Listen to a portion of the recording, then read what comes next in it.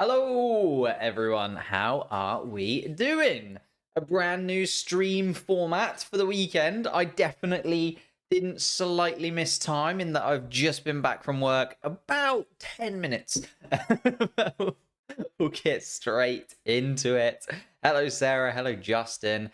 How are we doing? Mohan in there, KJ as well. How are we all feeling about this Friday? I've got a few different bits and pieces to talk about in terms of Monza. Are we getting Rick F1 Addiction as a guest? Probably not this weekend, but maybe sometime soon. Maybe sometime soon. I don't want to say yes or no. It's up to him, obviously, as well as me. But we'll have to wait and see. Hello, Sally. Hello, Sean or Shan. Depends how you prefer. Shall we get straight into the business of a bit of a preview to Monza slash a little bit of a free practice one breakdown, because we've got some upgrades that we can also talk about on all of the cars, and I've got a few pictures of all of the cars out on track that we can kind of discuss and get into. Let's go straight into the biggest news story of the week, and I'm not going to spend ages on it because I did a whole video dedicated to it when it happened. So if you want to know a little bit more about how I feel this Logan Sargeant situation has gone, and also everything I know about Franco Colapinto, I've linked that down in the description. So if you want that and you're here for that, you're at the wrong video. Go down, come back, we'll get to it. But I thought what we do today is sort of have a little touch upon the fact that Logan Sargeant is, of course, out of Formula One now. James Vowles has kind of touched upon it a little bit more since we had that breaking news. He's obviously been asked about it by Sky and Formula One and various bits and pieces over the weekend. And actually, he makes, well, as James Vowles always does, he makes very clear, salient points. It was the fact that Logan Sargeant was given that new upgrade. We finally got to see Logan Sargeant in a comparable car to Alex Albon, because it did feel like Logan Sargeant was always a couple of upgrades behind. He said no, they were finally all on the same upgrade package, and actually Logan still didn't have the pace that we expected from him, and therefore they've decided that, you know, with 9 races left to go, are we going to get very much out of Logan Sargeant? Probably not. Let's put Colapinto in and see what happens. And I think it's a good choice because Colapinto has been a very, very solid driver. Don't get me wrong. He's not, you know, a Charles Leclerc or an Oscar Piastri or someone that's really blitzed Formula 2 and just absolutely dominated it. Of course, there's also the car that he's in isn't quite one of the front running cars in Formula 2 as well. So you do have to take that into its opinion. But I think this is a really good opportunity for him to obviously have 9 races, show what he's all about, get to know the car a little bit better so that when he is in the simulator and working with the team that he'll continue to do over the next few seasons, just actually have that connection with the car. Also puts you in the shop window, right? Maybe another team comes out in the next couple of seasons. They need a driver. They want to bunk on a rookie. Well, you're getting yourself a rookie who's had 9 races experience, not necessarily a rookie anymore. I think, what did Nick DeVries get? 10? So you're getting a driver with almost the same experience as Nick DeVries actually in Formula One in racing scenarios. And then when you actually look at it from the other side, from Williams' perspective, if Carlos Sainz or Alex Albon does get pinched by one of those bigger teams, he then gets that opportunity, and they've got a driver there that they can maybe trust and maybe know will have the pace. We'll have to see how he does in those 9 races. Obviously, James Vowles also said a lot of the pressure that he is putting on himself is from himself. Like, there's nobody in the team that has any grand expectations for Franco. I think he is just pushing himself to the absolute limits. But as I said, not going to dwell on that too much because we do have lots and lots of other things to talk about. Before we got into free practice 1 on Thursday, there was the safety car crash. So if you didn't manage to catch this news story, very weird one. Basically, on a Thursday, the safety car gets to go around and do a safety check of the track. Didn't go overly well by the looks of things, but they also test all of the cameras and all of the systems to make sure that all the broadcasting is correct by sending the safety car around and making sure that they can capture it from every single angle and the onboard cameras are working, etc., etc. Because obviously you don't want to be doing those tests during free practice 1 when actually we want to be seeing the cars properly and ready to go. So safety car was sent out on Thursday for those broadcast checks, for that safety check, And the Aston Martin Vantage, actually driven by Bert Mylander. I was expecting it to maybe be somebody else, but no, Bert Mylander just ended up in the wall. Parabolica seems like an absolute nightmare corner this weekend, and we'll delve into it a little bit more when we get to the track changes. But Parabolica now has had the safety car go wide and smash into the barriers. And also, Kimmy Antonelli. If you didn't catch free practice one, Kimmy Antonelli's also been in the barriers that we'll get to very soon. But yeah, just thought I'd highlight it as a bit of a weird news story. Not often you see the safety car make a mistake, let alone get into the barriers in the way that it did. And then, of course, we have the final kind of big news story pre this weekend. Alpine, once again, they're in the talking. And it's once again not a positive for the Alpine team. So the Alpine employees in France. So it does have to say this is all the engine side of things. This isn't Enstone back in the UK. This is just the French side of the French team. So everybody who's working on the Renault side of Alpine effectively. They're going to go on strike alongside the Italian Grand Prix and actually be there to protest during the Italian Grand Prix as well. In opposition to Renault's plans to actually get rid of the Renault engine in Formula One. So this is their kind of backlash to that news. And obviously we didn't know, it was in the talks that they'd probably end up moving away from a Renault engine and moving towards a Mercedes engine in 2026. But it was still kind of never 100% confirmed. I think this is as close as 100% confirmed as you're likely to see it, right? Because they're starting to move people into different compartments now, move people away from that engine program, and they are actually protesting the fact that they have been not fired, because a lot of them are getting jobs elsewhere. Alpine do have a WEC program and various other motorsporting departments that they can go into, but they are protesting the fact that they are axing that Formula One engine program. You will probably see some Alpine team members in the stands wearing t-shirts that are protesting this. And also any team members at Alpine who are also affected but are still in the garage and have to work because they're in the Formula One garage for the weekend, they're going to be wearing black armbands, or they're allowed to wear black armbands if they want to protest alongside. So we'll kind of wait and see how that develops as well. But that is as hard and fast a decision of, okay, it is now the Alpine project is definitely kind of falling apart a little bit here. And maybe we're going to see, again, the Italian Grand Prix kind of makes sense because it's close enough to France. But I feel like we could see this again later on in the season. And Alpine once again just showing that behind the scenes, even though the car is getting quicker this year, really starting to fall apart when it comes to the technical side of stuff. Final thing I was going to touch upon, Kimmy Antonelli is in the car. Of course, Franco Colapinto, not the only rookie that we saw in free practice one, but it wasn't a free practice one to remember for Kimmy Antonelli. It was a very busy start to the weekend for him. Don't get me wrong. I think Mercedes did a good thing in that they didn't allow all of the media to go and just rush Kimmy Antonelli before the weekend began. But also at the same time, it was a lot of pressure on Kimmy Antonelli, wasn't it? In front of his home crowd at Monza. And maybe that little bit of expectation, that little bit of wanting to show that he is worthy of replacing Lewis Hamilton in the future just kind of got to him. I mean, he was getting a good feel for the track. He put in a fairly decent first lap time.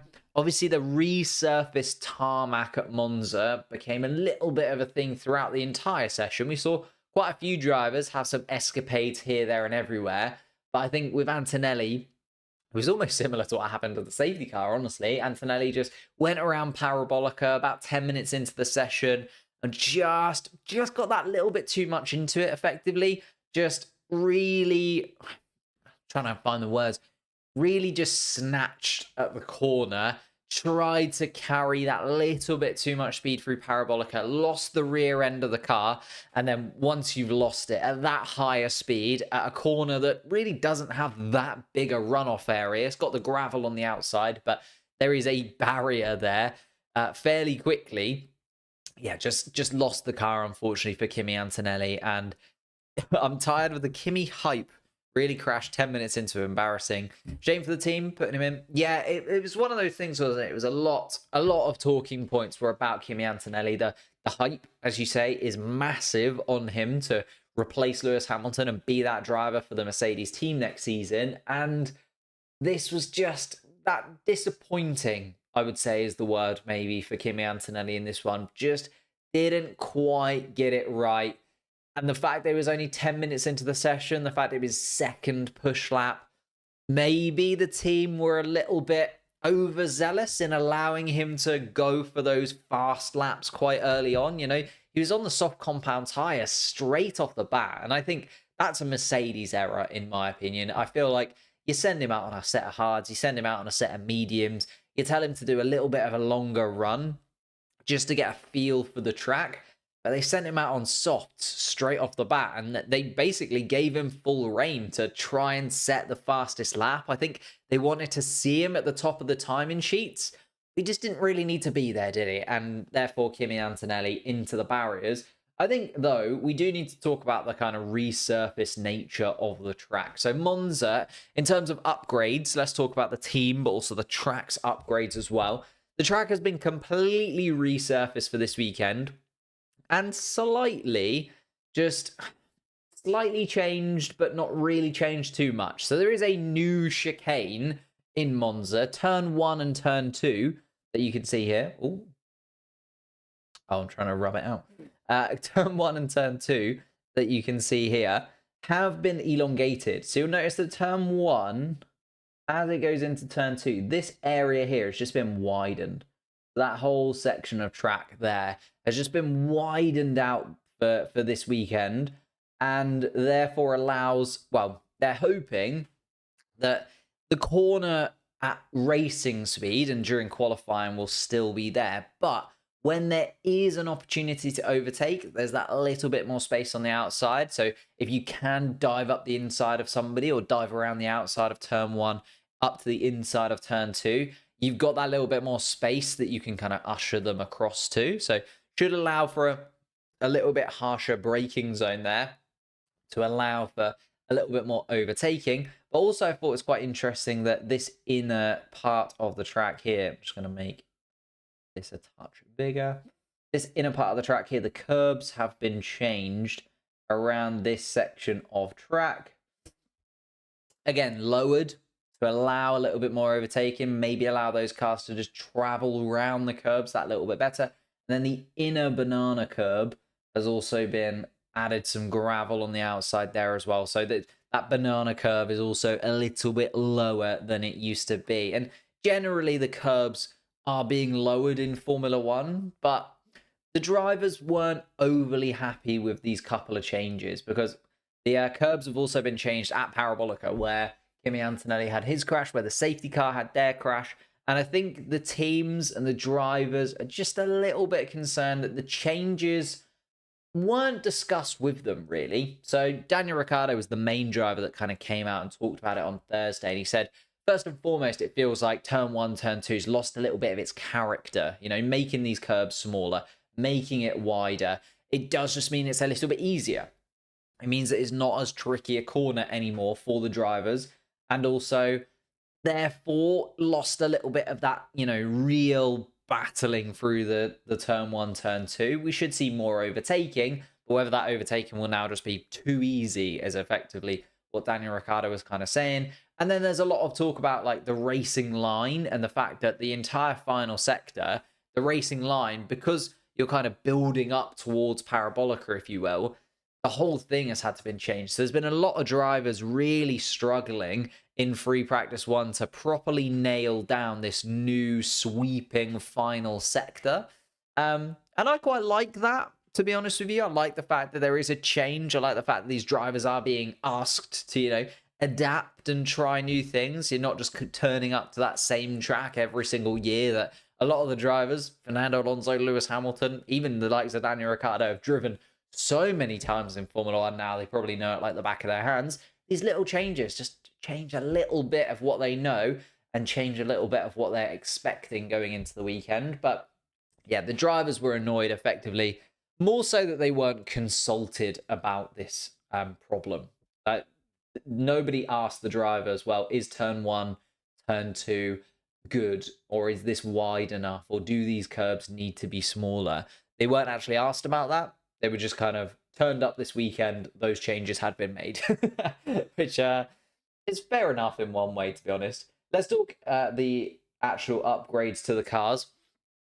A few different track specific ones. I've just kind of grabbed a few rear wing pictures because obviously the super low downforce setups for maximum straight line speed are now added to the cars. The super skinny rear wings. You can see that actually Red Bull are probably running just that little bit higher downforce than the rest, and actually Ferrari have the skinniest rear wing available to them. So Ferrari kind of running that skinny rear wing. But to be fair, Ferrari also generally come with some kind of upgrade package specifically for Monza.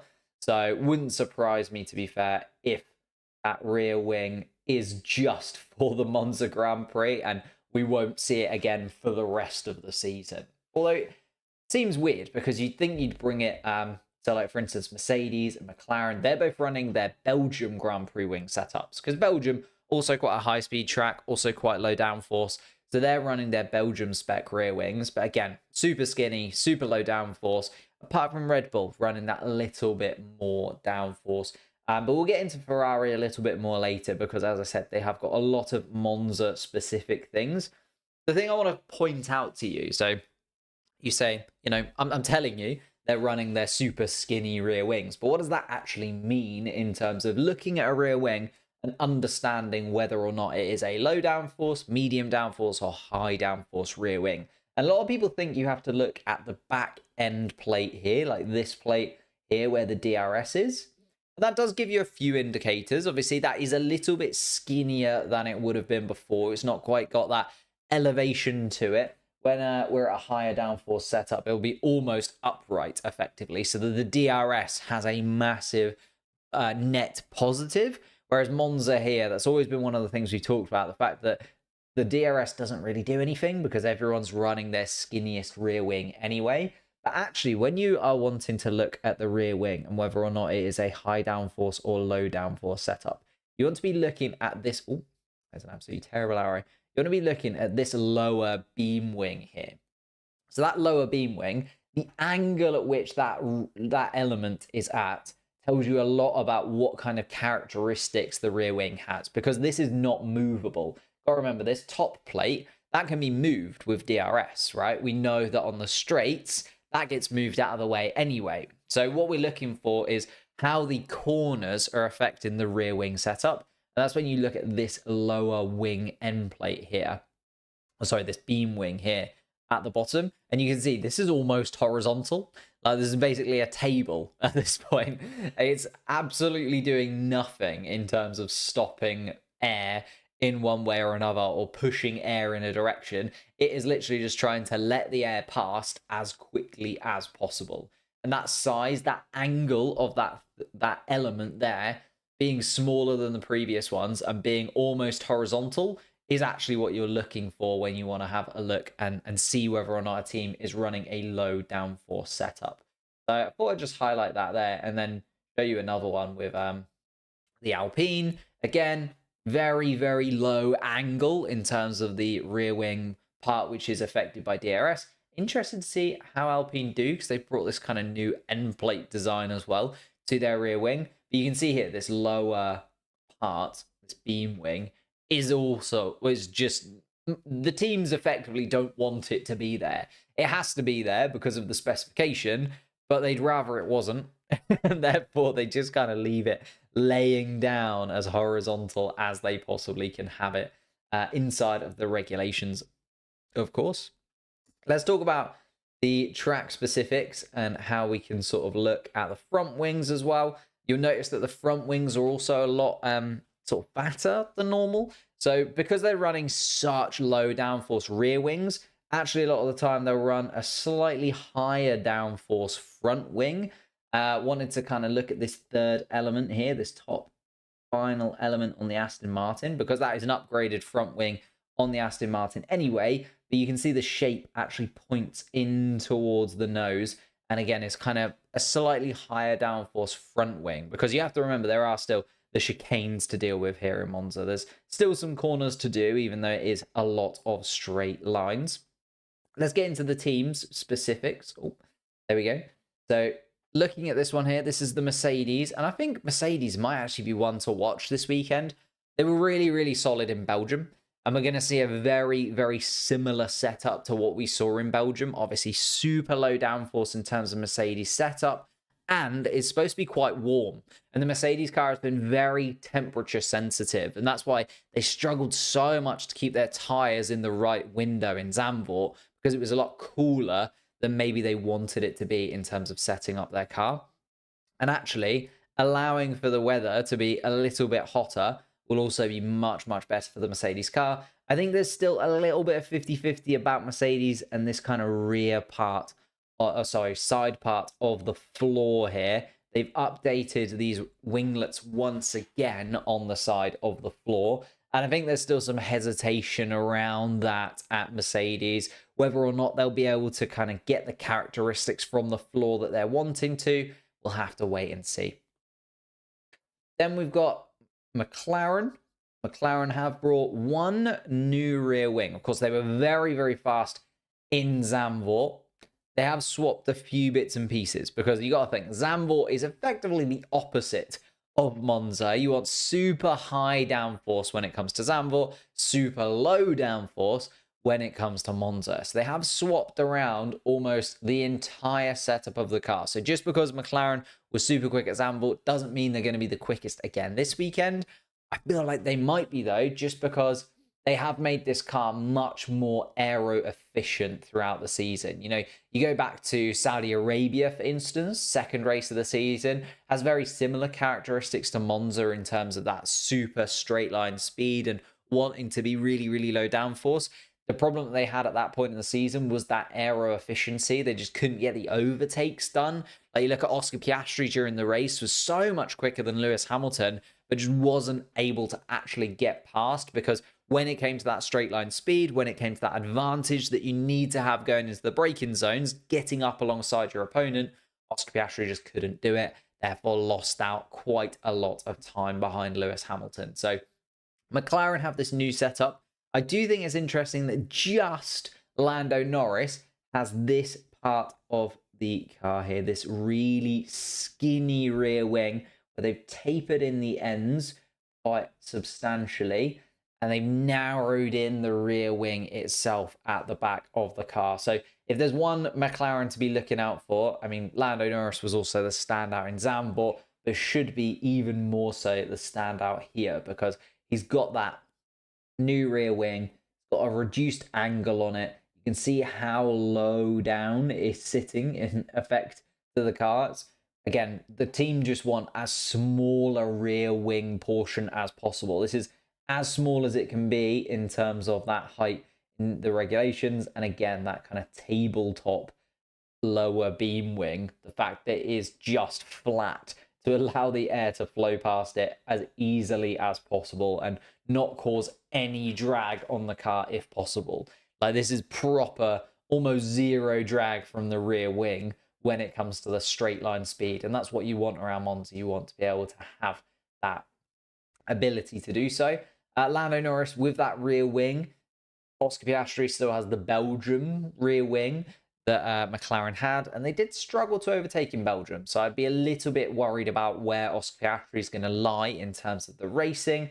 And then obviously whether or not they're going to be able to keep this rear wing, whether or not Lando Norris will swap rear wings. If this one doesn't work during the free practice sessions, I'm sure they've got the Belgian rear wing in advance as well. But just really, really attacking this weekend. McLaren clearly thinking, you know, one win in Zandvoort is not enough. They are aiming to win every single race in the second half of the season. I remember Andrea Stella talking about Sebastian Vettel winning 9 races in a row and thinking, we can do that. We can come after the summer break, win every single Grand Prix. So that'll be interesting to see how close they actually get to doing that. Another one I wanted to throw out was Haas, just because we didn't get to see what this front wing was able to do. So this is the front wing that they brought for Nico Hülkenberg in Zandvoort. But of course, Hülkenberg was in the barriers a little bit more often than he would have liked to. You can see just the new shape to this front wing. This one here, a lot more bulbous. Also, you can see that the beam wing at the bottom is now actually attached to the front of the nose, whereas previously it was separate to the front of the nose. So you can see how those two things have slightly changed on this front wing. And hopefully we'll actually get to see this in a racing scenario, because we didn't get to see it last time out. Nico Hülkenberg in the barriers, what felt like all weekend. They have brought the old wing just in case once more, but that new wing, hoping we get to see on Nico Hülkenberg's car, and we'll see actually how competitive that makes him. Because again, even with the old front wing, he finished just outside the points, 11th place for Nico Hülkenberg. Maybe that would have been the difference, and he would have been able to get himself into the points, as he has been so many times this season. Talking of Williams very quickly, they have got their new floor finally in the regulation cycle. So if you didn't see it, they brought their big upgrade, obviously, last weekend to Zandvoort. Then Logan Sargeant decided to destroy it. But it is back once again. They've got the new floor on the car again. And Albon's upgrades on the car too. So they're a little bit more on Alex Albon's car as well. But Alex Albon was disqualified from Q3, you might remember, for the floor edge being 0.3 millimeters too wide. That is the margins in Formula One. That is absolutely nothing. There's the tiniest little margin that they were out. They ended up just filing away a little bit of that floor, and Alex Albon able to get away with having the new floor on the car once again, and hopefully not being disqualified from this one. And then finally, Ferrari, after a stunning Dutch Grand Prix, one that they were not expecting to be as good as it was, surprisingly good, they inevitably bring upgrades for Monza, as it seems like they do every single year, bespoke upgrades as well for the Monza Grand Prix weekend for Ferrari, and a front wing and a rear wing. So we've seen upgrades before from Ferrari, doesn't necessarily mean they're going to be faster, but a bespoke front wing, bespoke rear wing just for Monza, and a big change as well. Looking at the front wing, you can see how the angle of approach on the old one and the new one, there's just a little bit more about it. Sort of skinnier to the right and fatter to the left as you get closer to the nose here. It's just getting that little bit thicker in terms of that beam wing. Still running 4 elements, still running that final element detached from the bottom of the front wing. So that's an interesting kind of thing that a lot of teams are moving away from, but Ferrari keeping on their car. And it'll be interesting to see what these new end plates are like around Monza, whether they do give them enough downforce, because they are running that brand new rear wing as well. And then finally, with Ferrari, I think the biggest thing to kind of keep an eye on for Ferrari is the floor edge. So this is brand new to the car and will be absolutely massive for Ferrari in the Ferrari car, because although it's not something that we get to see much of, because a lot of it is hidden underneath here, what we can see in terms of this new floor from Ferrari is very interesting. And also just the fact that the Venturi tunnels are all completely different. They're angled and positioned differently within the car and on the car. Just means that almost the entire underside of the Ferrari car has been completely redone to try and control that bouncing issue that they have. And maybe, just maybe, it would be enough. And this will be on the car for the rest of the season. I'm expecting this floor to be their big floor upgrade for the second half of the season, and for this to be there. So although the front wing and rear wing are very specific to Monza, this is an actual Ferrari upgrade, something that we can kind of hold on to. And it does feel like Ferrari are trying to find a little bit of qualifying pace, as weird as that sounds. We kind of talked over the last couple of seasons of Ferrari being really good in qualifying and then struggling a little bit more in the races. In the last sort of 5-10 Grand Prix, it's actually been the other way around. They've often struggled on a Saturday, but come Sunday, found a little bit more pace, like Charles Leclerc was talking about last time out. Even though he picked up a podium, he said it was kind of a miracle podium that he was able to pick up. He wasn't expecting that podium to be there for him. So it was interesting to see how Ferrari kind of developed in this second half of the season, and whether or not they can find a little bit of that qualifying pace that they lost because they wanted to move towards a heavier race-biased car. And again, it's just finding that balance, isn't it? Very tough throughout Formula One. But they're all the upgrades. So McLaren, Ferrari, some big upgrades to those two. Mercedes also tinkering with their floor as well. The Monza track is the main thing for the drivers to be worried about and the main thing for us to keep an eye on. Let's have a little look at how free practice is going so far. So 15 minutes into free practice, Charles Leclerc, currently the fastest driver out on track on a used set of medium tyres in free practice 2. Oh, I've just realized I haven't moved that element. Quickly. Oh, come on. That element down so that you can see it.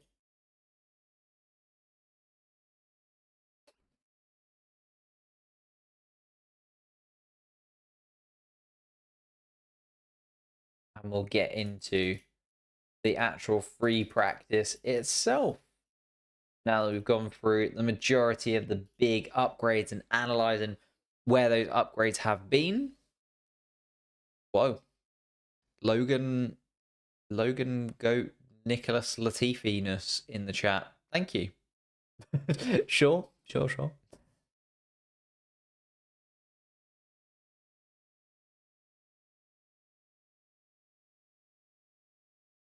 Yeah, soft compound, unlimited speed corners, resurface track, recipe for disaster. Yeah, I think Kimmy Antonelli was kind of going in one direction, wasn't he? And it, unfortunately, towards the barriers after he was just given free reign to run at whatever pace he wanted to for that free practice 1 run. He was okay, though. Car's back together again. We'll see whether George Russell is out on track or whether the team just kind of decide to not really worry about it. I'll quickly get the free practice up for myself.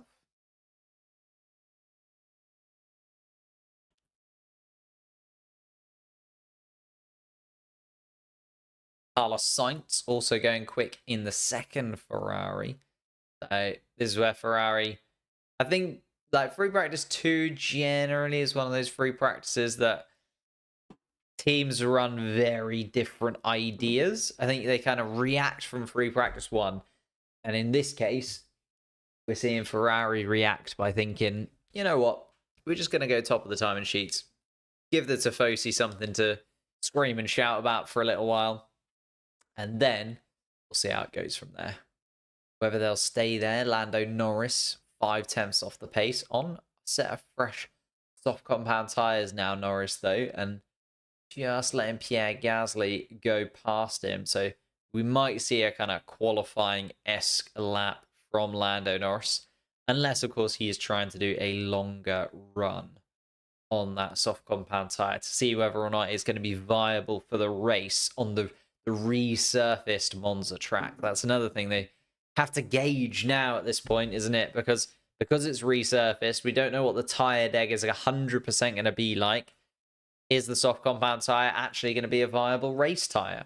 Therefore, you want to hold on to a few more of those. Maybe try and use a set of medium tyres in qualifying. But no. Lando Norris now. Yep, that is the confirmation we needed. Just seeing whether or not he comes down to turn 1 with some real venom, and he does. So this is a qualifying-esque lap from Lando Norris. And Lando Norris going to try and go to the top of the timing sheets. It is Sector 1 improved from Lando Norris. Not the quickest of anybody out on track, though. No purple first sector this time around. Lewis Hamilton also out on track as well. Hamilton running the soft compound tyre. Don't know whether Hamilton's also on a flying lap. Yes, he is indeed. That second sector from Lewis Hamilton confirms my suspicions. Although Oscar Piastri going super quick as well. Going to be close, actually, between Hamilton, Piastri, and Norris. All going very, very quickly at this point. Lance Stroll also coming around. Lewis Hamilton is only good enough for second fastest, but is within a 10th. Oscar Piastri was stunning through the first and second sector. Actually lost a bit of time through the final sector, did Piastri. And then Lando Norris, 7 thousandths of a second quicker than his teammate. So the McLarens just spoiling the Ferrari party there a little bit. Charles Leclerc dropped down to 3rd place because Charles Leclerc was on the medium tyre, and Carlos Sainz similarly, but just dropping down the order a touch there. Verstappen on the medium tyre. Also, be interesting to see if Verstappen comes out on a set of softs and does this kind of qualifying-esque lap times that we're starting to see from the drivers. A lot of them just trying to get to grips with that final sector. And yeah, there's Hamilton complaining. Nobody out here, no tow, of course, yeah. That's the reason you want both of your drivers through to Q3 come Saturday, because you can have one driver give the other driver a tow. You're looking at a much nicer weekend.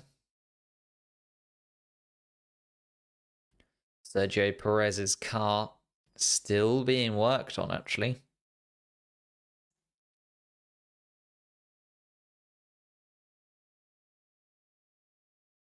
Sergio Perez in the car, but not yet out on track.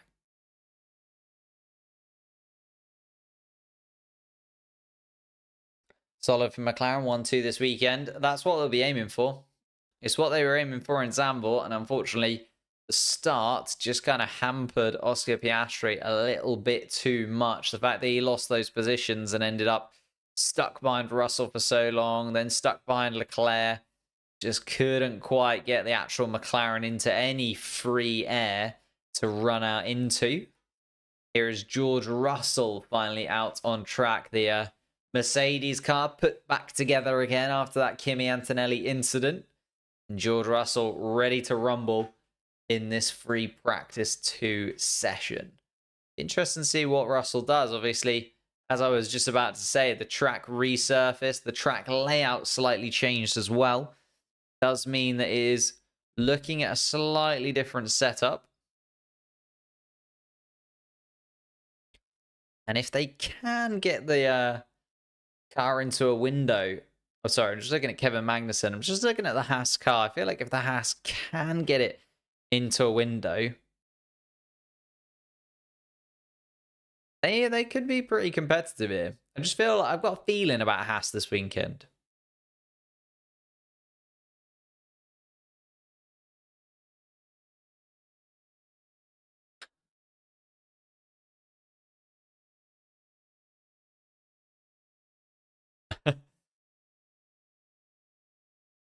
Lewis Hamilton on the radio, just a little bit frustrated by the lack of tow, but generally speaking, the team fairly happy with his lap time through the corners. And of course, the tow is something that you can kind of manufacture if you've got 2 drivers in the team and working together on a Saturday.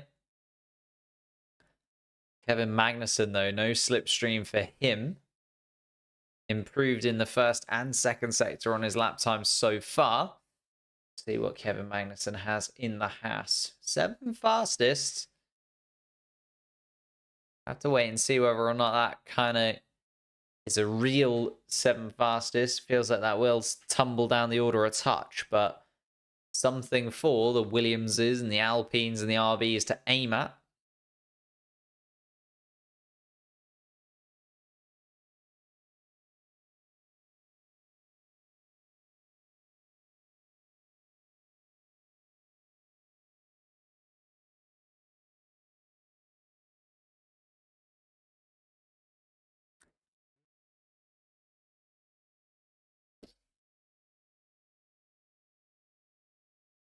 Oh, Russell.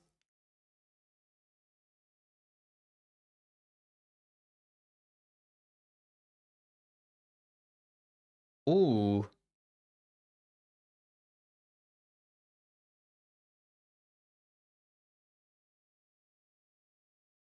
Something moving around in the cockpit. Something loose within George Russell's car. And that is the thing with these teams rushing to get the car back together again. If you leave a nut or a bolt somewhere lying around inside the cockpit, it doesn't always get picked up by the teams. Although, hopefully, maybe that nut could have done a job in Belgium, and that would have been the 1.5 kilograms that he needed to be legal.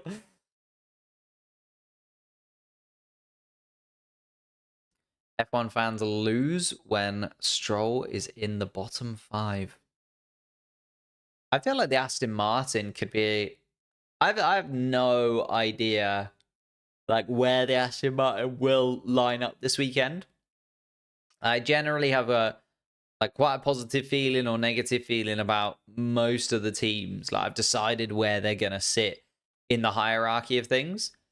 When it comes to Aston Martin, I'm just not sure. Because obviously they were so up and down over the first half of the season. I just find it really tough to properly aim for where each of those Aston Martin drivers is going to kind of line up. At the moment, they're running 7th and 8th. Fernando Alonso a couple attempts quicker than the next nearest competitor, which is Valtteri Bottas. But yeah, I just don't know where they might end up. Aston Martin, unfortunately. Nico Hülkenberg, though, doing what I thought Haas might do. I feel like Haas are properly set up to be kind of best of the rest, especially if Nico Hülkenberg can get that front wing clicked into gear. Up there, 4th fastest right now. Daniel Ricciardo, kind of the closest driver you'd expect to be battling with him on Sunday. Nearly 2/10 off Nico Hülkenberg's pace. Lewis Hamilton, though, just nabs the top of the timing sheets by 0.003 of a second. Carlos Sainz comes across the line for Ferrari and goes 3rd. So is that real mix? Hamilton, Norris, Sainz, Mercedes, McLaren, Ferrari, then another McLaren, another Ferrari in 4th and 5th. Mercedes of George Russell, though, going very slow indeed. Maybe just wanting to get a little bit of a feel for this new Monza track. Because George Russell 127.4. Is that a flying? Yeah, it was a run lap.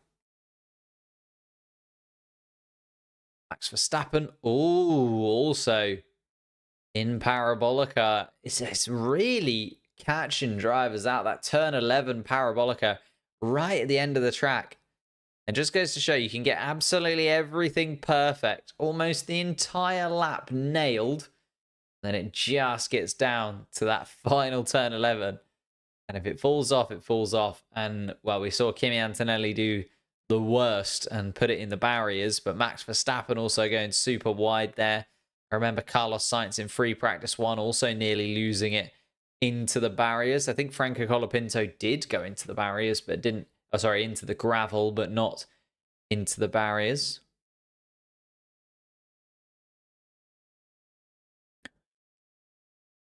Hamilton really struggling with the seat being too hot. And also just struggling to get through turn 1 at this moment in time. What was Antonelli's quickest lap time? It's like a 1:23, I want to say. Hang on, let me double check it. It was nowhere near the pace, but he was only out for the first 10 minutes of the session.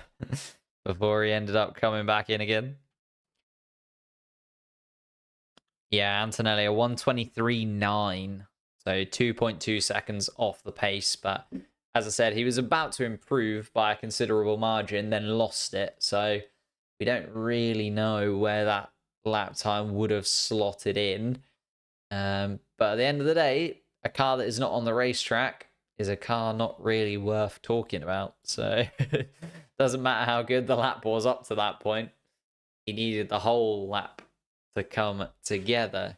George Russell on the radio. George Russell also having a very hot seat. Of course, obviously the engine right behind where the driver sits, but you'd imagine they'd have got that right at this point in the season. We are 16 rounds into it. The seat feeling incredibly warm. Possibly, it's not the sunniest right now in Monza, kind of coming towards the twilight. Nico Hülkenberg getting a little bit of a toe that he can down the start-finish straight. Yellow flag in sector 2. And it's Kevin Magnussen. And is he in the barriers or just through the gravel? That is a Haas in the barriers. And Kevin Magnussen has lost his car at turn 7. I'll let you know what it is once we see it. And there's even a red flag for the session. So Kevin Magnussen saying he is okay. Looking like he is all right. But turn 7 has come unstuck. And now needs to get that Haas car out of the barriers. Red flag waved. Everybody's going to make their way back in again. Lewis Hamilton then, the quickest of the session so far. 29 minutes still to go. Let's have a little look then. Taking the first right, second right. Car's really not, really not sticking to the ground there. He didn't necessarily, I don't even think he got on the bumps or anything, just carried way too much speed and a big spin. Just the rear end completely came around from him and disappeared. Just trying to look, the front wing is the wing that hits into the barriers. It does a full 360 before hitting into the barrier on the other side. So I feel like the front wing's going to be gone. Now looking at the onboard, that front wing is going to have taken a pounding. We are never going to see that front wing, are we? Haas, bless Haas. They've put together a brand new front wing for the second half of the season, trying to get to use it. Every time they put it on a car, it ends up in the barriers, which maybe is one thing, to be fair. Maybe maybe we're just getting to the point now where Haas actually need to blame that new front wing for things not going the way that they want it to, because that's the second weekend in a row we're seeing that issue. And a spin then means that it's all done and dusted, and a red flag for the session. It's that same corner again.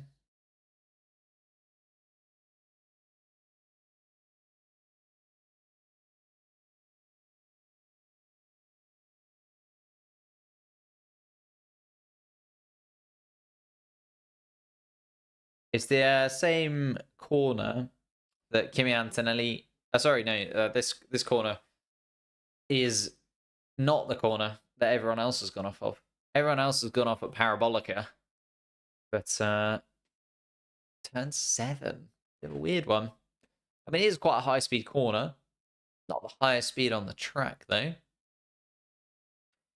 The bottoms... Yeah, the bottom end... the rear end of that Haas car just completely seems to dislodge itself from the ground. So it lifts itself up and done.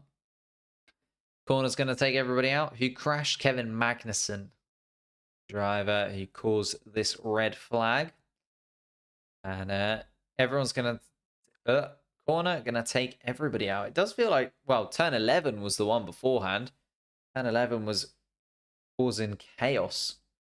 Everybody dropping out on that one. And it does have to... I'll show you again, but I talked about it towards the beginning of the stream, but the entire track resurfaced. So this is just turn 1 and turn 2 because they've also widened out turn 1, turn 2. But just to show you, every single part of the track completely has been resurfaced. So all of this is brand new tarmac throughout the entire track. And that just means you don't really know how to expect that to play. Obviously, you can compare it to other tracks where they've also had new tarmac as such. But in terms of whether this is going to be a high deg or low deg track, going to slightly change the characteristics of it all. Generally quite a low deg track just because it's such straight line speeds is the real thing that matters. But we'll have to wait and see. Bob in the chat. Antonio in the chat as well. How you doing, mate?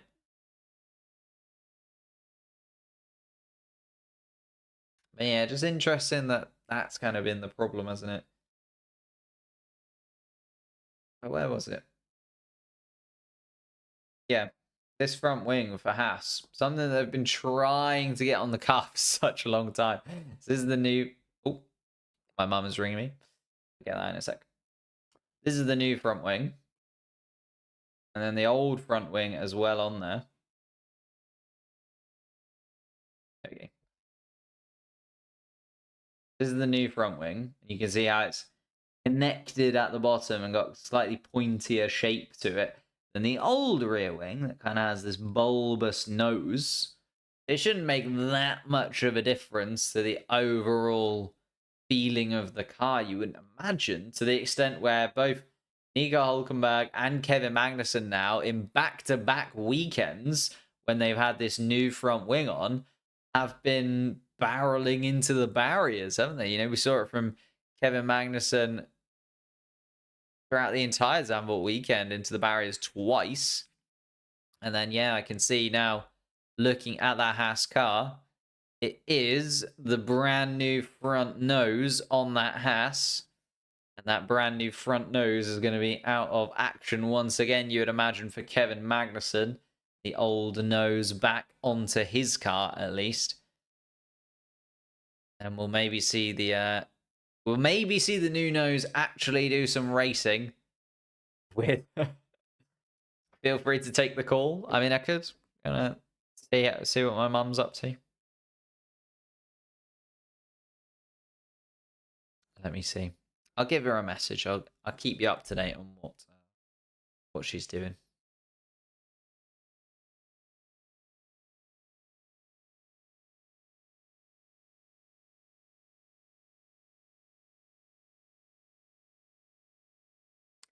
Kevin Magnussen, though, out of the car and all A-OK, has to be said. But yeah, this front wing now, I don't know if Haas are going to have another one. They already destroyed 2 of them in Zandvoort. They now destroyed another one in Monza. So we might see Kevin Magnussen go back to the old front wing once again. And for him, that's just a real... I know that he's leaving Formula 1 at the end of the season anyway, but it's just even more annoying for him that he isn't able to kind of use that new front wing and be on the same spec as Nico Hulkenberg in the race. Because Nico Hulkenberg kind of stood out at the... my mum is here. Interesting. There you go. That's why she was ringing me. She's outside of my house. Got flat.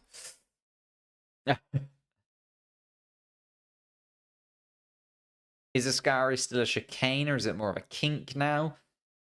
That's the thing, is basically that whole final sector is completely resurfaced and slightly widened. They've also taken some of the curbs off of the track, and therefore it does feel like, yeah, drivers are just taking a lot more risks. Like, drivers are taking corners a lot quicker because there's less curb to worry about.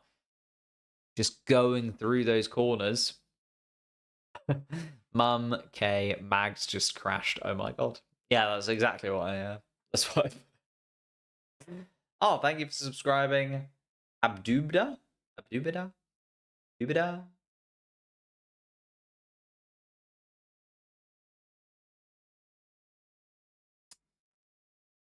Still a red flag, unfortunately. No cars out on track. 20 minutes to go in the session. We should hopefully get some cars out on track in the next few minutes or so.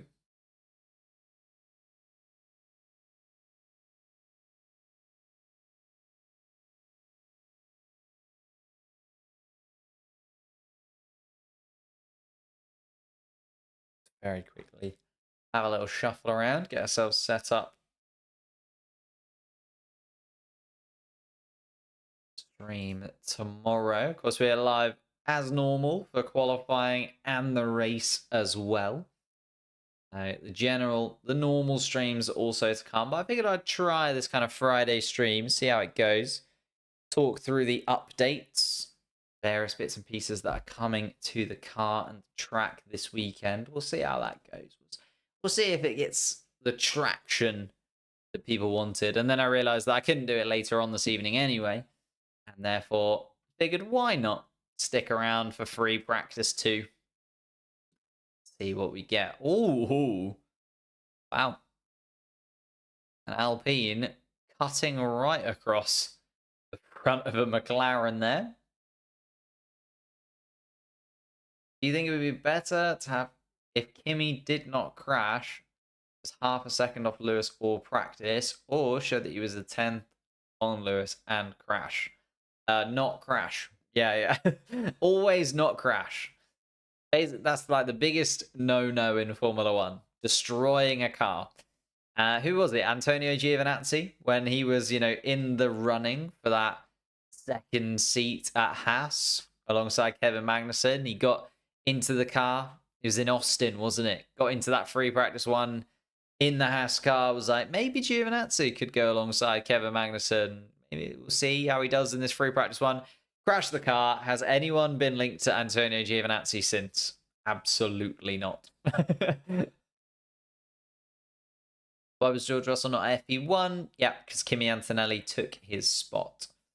Kimmy Antonelli out on track for about 10 minutes before it all fell away from him, unfortunately.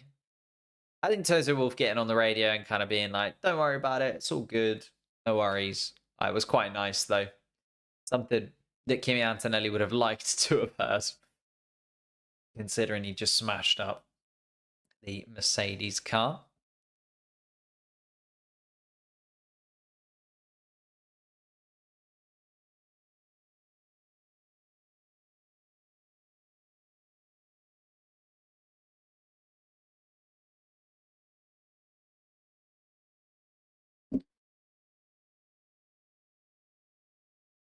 Kind of move that will keep him out of a Formula 1 seat next year. His chances ended there, I think. I don't think so. I think they've already committed so heavily to him. I think the problem for Mercedes now, if they do decide against Kimi Antonelli for next season, who have they got? Who are they really going to end up with? And also, who wants to take a seat for a year maximum? Because Kimi Antonelli, if it's not next year for Kimi Antonelli, then it'll be 2026 for Kimi Antonelli. And then also they've got the, whole Max Verstappen links happening in 2026 as well. So if they don't get Kimi Antonelli in next year, it's then like getting rid of Russell and whoever you slot into that. And I don't know who you slot in. Who goes in? Like if you don't, because Carlos Sainz has been taken now, Albon's taken now. Like everybody has been signed up for next season, effectively. Everyone that you'd want, right, if you're a Mercedes team. So, really tough spot if they do decide against Kimi Antonelli at the last minute. It's all kind of been set up for Kimi Antonelli to be given that seat, hasn't it? George Russell, though, finally gets an actual run. Sort of doing a slower couple of runs a minute ago. A 126.7 from George Russell, the best we've seen from him so far this weekend. Lovely toe from his teammate, to be fair, from George Russell. Down to turn 4 and turn 5. See what George Russell is capable of. It's an okay first sector, 27.6. I mean, it's not amazing. Feels like they'll probably go for another lap again. Just like Nico Hülkenberg is 4 tenths off, and George Russell currently 4 tenths off the pace. So George Russell more to come. And yeah, as he's stepped away from doing a very, very fast lap as George Russell, 3 seconds off the pace through the middle sector. Sergio Perez also a pretty poor middle sector from the Mexican, 4 tenths off where he would have wanted to be. Hamilton on the radio. Yeah, there must be something. Maybe some of the insulation that they've got, or just not really clicking in the Mercedes car. Because again, Lewis Hamilton on the radio complained about the temperature inside the cockpit. and of the seat. Just makes you wonder if they have, you know, like a heat pad. I know that the McLaren car, for instance, has like gold foil on the back of the seat to reflect some of that heat. Makes you wonder if they've kind of forgotten to put that in, or they've tried to maneuver it in one way or another to reposition some weight, and they haven't been able to do it just perfectly. Franco Colapinto, though, has to be said, only 2 tenths off Alex Albon right now. Been very impressed with him so far. He's now having to go through the middle sector. Oh, almost gets out of shape in turn 9, but not quite. Colapinto continues. Just whether or not he can really match. Oh, wow, he's fastest through the speed trap. We know that the Williams car is great in a straight line. And Colapinto 3.53, matching Alex Albon through the speed trap. So positivity there for Williams. He is just outdone by Yuki Tsunoda, who slots into 15th place ahead of the Argentine, but one to really keep an eye on. I'm really excited to see what Colapinto can do in qualifying tomorrow and how close he can be to Alex Albon. Maybe I'll have a little look at the average difference between Albon and Sargeant over the course of the season. Although, again, it's tough on Logan Sargeant, isn't it? Because he's never had the exact same car as Alex Albon, and then the first time that he did, he smashed it into the barriers and cost himself his Formula 1 seat in the end.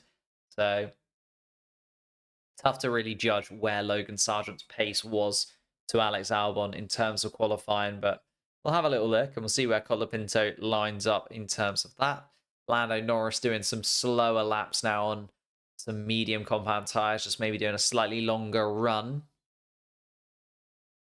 120.741 to Lewis Hamilton's 120.738. Just those 3 thousandths of a second separating the top two so far in this free practice 1 session. Carlos Sainz then a 10th off Lando Norris.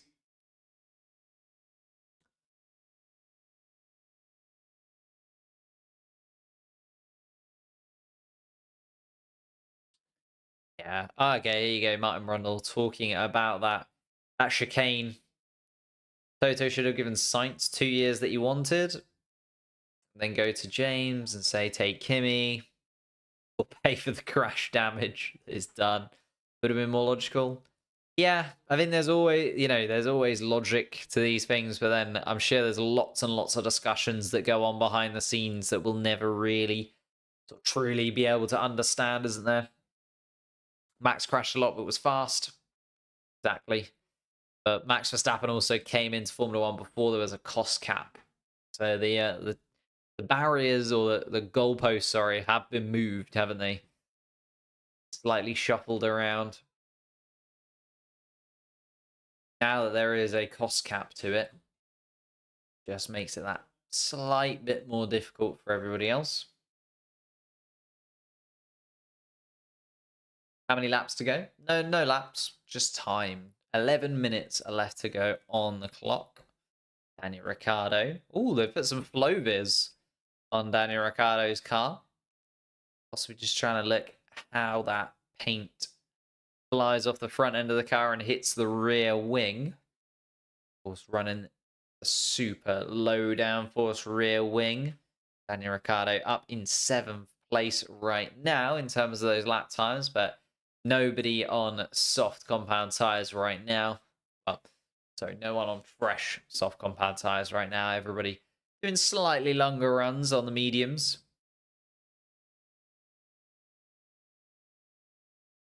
Charles Leclerc just shuffling around, seeing what the Ferrari's able to do. 12 laps done on this set of medium compound tyres.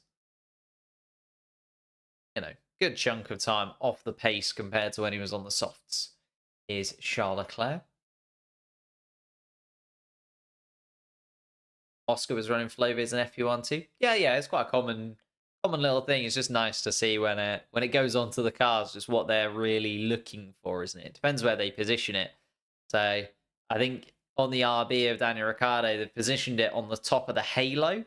They're just trying to see how that air right at the top of the car kind of comes off the front wing, all the way up the nose, all the way over the halo, and then spits out towards the rear end of the car. So such a big margin for those Flovis paint droplets to go across. Also allows you to see how the air is flowing across that like top end of the engine cover as well. Shame that we haven't got to see the real pace of George Russell, isn't it? George Russell just going for that longer stint on the medium compound tyres and deciding not to go for anything too crazy. 3.4 seconds off the pace there, George Russell, an improvement, but still not looking anywhere near the top spot. So interesting to see how George Russell adapts, whether he can get himself into that mindset for qualifying with all the lap changes as well. You know, turn 2 being wider, at turn sort of 8, 9, 10 being a lot more flat out than it used to be. And I think that's the thing that, well, we touched on a couple of times, but also then talked about here is just the fact that that challenge of turn 8 into turn 9 through turn 10, that really was, you know, one of the hard, like, if you've ever done the Monza track on the game or anything like that, or just actually had a look at the Monza track, it's not a hard one. You know, it's not the most difficult track in the world. It's 11 corners, but a lot of them are just chicanes. Turn 1, turn 2 is you know, a little bit tricky because you've got to come right down from that top end speed. Turn 3 is effectively flat out in modern day Formula 1. Well, it is flat out in modern day Formula 1. Then turn 4, turn 5 is a chicane as well, but it's quite a nice one. It's quite a loopy chicane, so you've got a little bit of space there. Turn 6 and turn 7, you could argue, is a little bit harder. You got to nail it. Well, you can ask Kevin Magnussen. is a little bit harder, but usually, you know, you're attacking it at quite a high speed, but maybe sort of 5th or 6th gear rather than dropping all the way down. It was that kind of 8, 9, 10 that was the hardest bit. There was 8, 9, 10 shuffling through, trying to get back towards turn 11. And actually, 8, 9, 10 has become a lot easier with the removal of the bollards and things that are there. Not bollards, bumps that were there. But turn 11 is the one that's now catching everybody out and causing some issues, isn't it? Turn 11 looking like it is very tricky. Oh, replay of Zhou Guanyu. Maybe just getting a little bit too hot into turn 1. Nailing it. It's a replay, I'd imagine. Just, a little bit too warm into turn 1. And Zhou Guanyu down the escape road. Do that weave through the barriers there at the end of turn 1. Lewis Hamilton, quickest man out on track in this session. Now also doing a longer run on the medium tyres, just sort of seeing how those are going to do in the race. I do really hope that we've got the Mercedes cars really up there once again this weekend. As I say, this car effectively set up the same as it was in Belgium. We know how good that Belgium weekend was for the Mercedes car. They've also updated the floors, the left and right hand side of the floor for the Mercedes car as well. So they should be right in the sweet spot, especially if the weather stays as it is in Monza. If it gets a little bit cooler, then the Mercedes car will kind of drop out of it a little bit. It does lack a little bit of pace in the cooler conditions. Not a massive problem for a lot of the tracks coming up towards the end of the year. Maybe Vegas is one to keep an eye on. It was very, very cold in Vegas last year, but I'm sure they'll get on top of that problem by then. It's more so just looking at that problem for Mercedes in dealing with the ups and downs of just how they went from so positive in Belgium to then so off the pace in Zandvoort. Ended up 7th and 8th, really far adrift. Couldn't hold on to the tyres, and you could argue, well, they shouldn't have done the 2-stop strategy, but they ended up having to do the 2-stop strategy because they couldn't get the tyres in the right window. It was all very, very weird for Mercedes last weekend. But with this track being more like Belgium, should be back to their best and should now see the better parts of the Mercedes car to come to fruition that touch more. Ferrari, though, are the one for me. Everyone, I'm really excited about this race this weekend. Everyone just looks so on it. I feel like Red Bull, this is the hardest weekend that Red Bull are going to have had in a very, very long time. And I know that they haven't won a race in the last 4 or 5. But Max Verstappen has really got his work cut out this weekend because I think Hamilton, Norris, Sainz, Piastri, Leclerc, Russell will all be right up there. I feel like those 3 teams, the McLaren's now aero efficient enough that it will be quick here. The Mercedes is just better at these higher speed circuits by the looks of the characteristics from the first half of the season. And then Ferrari, they've brought that brand new upgrade. They've upgraded the floor, which was a massive thing for them.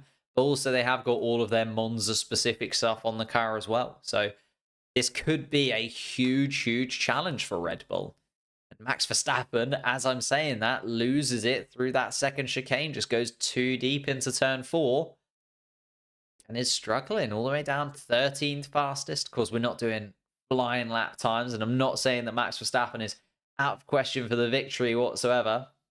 If I had to predict it now, I'd probably say that Lando Norris is still my favourite to win this one, but I think Max Verstappen will be right there on the podium with Oscar Piastri joining them. So I'd see the McLarens, I'd hope that both of them can get on the podium this weekend. But it wouldn't surprise me if there's a Mercedes on there. It wouldn't surprise me if there's a Ferrari on there. I think it's very, very tight at the top. Nico Hülkenberg also in that best of the rest slot. Whoever Aston Martin can kind of grab hold of 9th and 10th place, won't it? Or if the door does open a touch. Pierre Gasly was super quick when it came to Zandvoort, but that is one of his better tracks as well. And that's one thing that goes under the radar a little bit, is how good the tracks are for certain drivers. Like certain drivers do just have favorite tracks, and Gasly is so quick.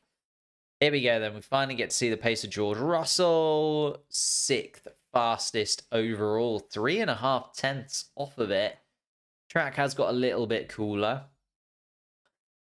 If ever there was a track suited for a sprint race, not quali, it'd be Monza, but no. Yeah, the sprint race didn't really do anything here. When was the sprint race here? Was that 2021? Has there been another sprint race in Monza since that one? I'm not sure. Yeah, it just didn't quite work. The problem that the Monza track has, as much as you think, oh, super high speed with like big braking zone into turn 1, surely is perfect for overtaking. Yes, but also no, because the DRS is such a small advantage here. Like if you look at just a generic rear wing, let me show you a little picture from before. You look at just like a generic rear wing, this bottom air winglet is flat, so you don't gain any advantage from any team, right? Everybody just has a tray table effectively attached to their rear wing. And then also, because this upper portion is also as flat as they're allowed to make it, even when this opens up, it doesn't really open up to show much, you know what I mean? Like, it opens up, yes, but for what purpose? What's actually, you know, able to get through there?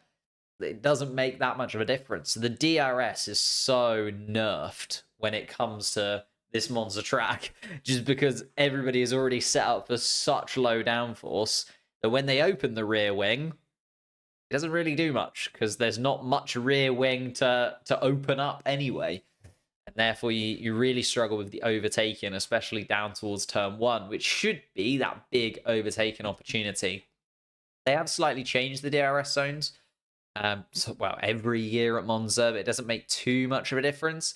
I think we might see some overtaking just this time around because of the gap between the cars. I think if somebody can absolutely nail the setup, you know, if McLaren can absolutely nail the setup or Ferrari can absolutely nail the setup, I think we might see them do some overtaking, but just because of the aero balance generally being better than the other cars and having that delta on the other cars around them rather than actually being the better. Oh, Lando Norris on a set of softs? No, that graphic is wrong, okay? Lando Norris on a set of mediums. Nobody really going for that final sprint towards the top end. George Russell had one go. Lando Norris taking the checkered flag. I thought he might be on a set of softs, but the graphic was wrong. No more flying laps from Lando. The Williams of Colapinto as well, by the looks of things, just coming around.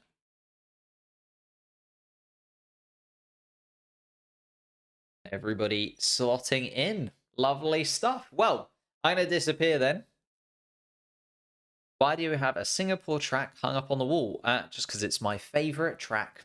It's really as simple as that. It's just, I don't know. Always loved the Singapore Grand Prix, like since I was a kid. So it's up on the wall in prestige. Although it's slightly out of date because this grandstand section has been removed for this year and last year and possibly next year because they're building a new grandstand there. So they've taken that out, which is, you know, one of those things. But we'll have to wait and see whether that's even put back in again, because actually it worked quite well last year when it didn't have the grandstand there. But I'm going to disappear. If you missed the first part of the stream where I went through all of the upgrades from the team, go all the way back to the beginning. Well worth a watch. Went through every single upgrade, not only to the track, but also to every single team on the grid in a little bit of detail to show you the bits and pieces that every team has brought. Also talked about the Williams driver swap, the safety car crash, the Alpine protest, and of course, Kimmy Antonelli not quite getting it right in free practice one. But I'm going to be back live once again tomorrow for qualifying. Thank you guys so much for watching. And then we're live, of course, for the big one, the Monza Grand Prix. I'm really hoping McLaren will be back on top of that top step.